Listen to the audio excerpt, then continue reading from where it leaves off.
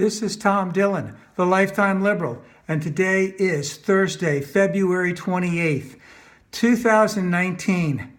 The title of this rant is The Axis of Evil -1, ? The dotard fails miserably. So in diplomacy, it always has to be a win-win. Every side has to win. That's how things go. So our president has gone halfway across the world on two separate occasions to the backyard of the North Korean dictator for life, and has sucked up to him incredibly and has gotten absolutely nothing in return. And of course, he went out there this time trying to portray the idea that North Korea could become this super economic power if they would just give in to the dotard and his wishes. And of course, the dictator of North Korea, they're never going to give away their nuclear weapons because that gives them their legitimacy. But let's look at it in terms of at possible economic power, which the dotard said he could pass on to the dictator of North Korea. Their GDP is less than $1,000 per person per year. They have 25 million people. They have a terrible school system. They have a terrible infrastructure system in terms of roads, in terms of railways, in terms of ports, in terms of airports. They have a terrible communication systems in terms of, let's say, cellular power, cellular opportunity, that type of thing.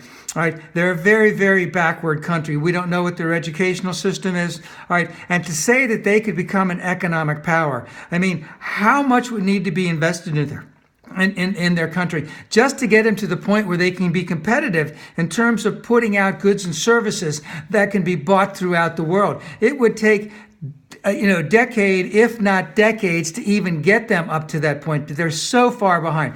They're so reliant right now on Russia and on China because they cannot even exist on their own. And of course, the sanctions were supposed to bring them to the table so that they would give in. And of course, at the same time, Russia and China are basically going around the sanctions. So what was it that this president thought that he could actually get if he got out there? They were never going to give away their nuclear weapons. They were never going to do anything about that.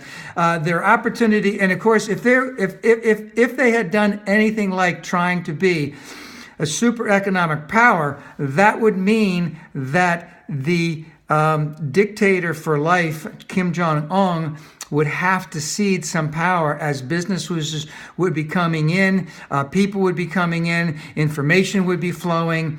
He's not, they would find out very soon that the emperor has no clothes, that he's got nothing going for him. The only thing he has for him in terms of power in North Korea is the power of fear and the nuclear weapons.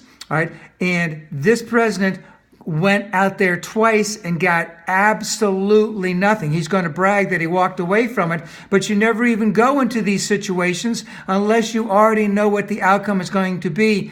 The example would be the Iran nuclear deal took years and years, I believe it was over 5 years, through the Obama administration with Russia, with France, Germany, and England. I'm not sure if China was in on that too.